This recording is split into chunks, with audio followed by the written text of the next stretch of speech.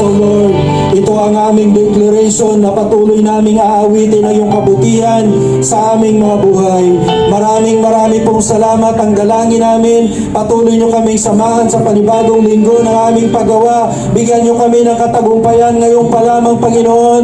Ano man ang gawa o plano ng kaaway, patuloy namin itong sinasaway. We rebuke them in the name of Jesus. Patuloy na ikaw ang mag-ingat sa mga transaksyon na mayroon kami sa mga negosyante. Hayaan mo, Ama, na makasumpong sila ng pabor mula sa iyo sa kanilang pakikipag-transact sa kanilang mga partners o sa kanilang mga customers, O God.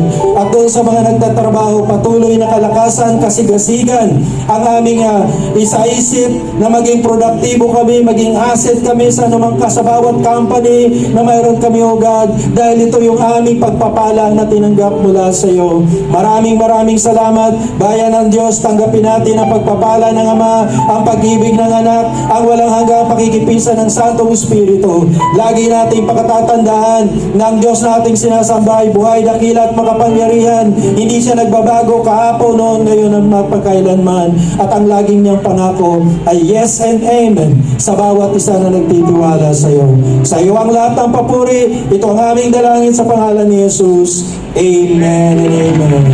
Thank you, and see you next Sunday.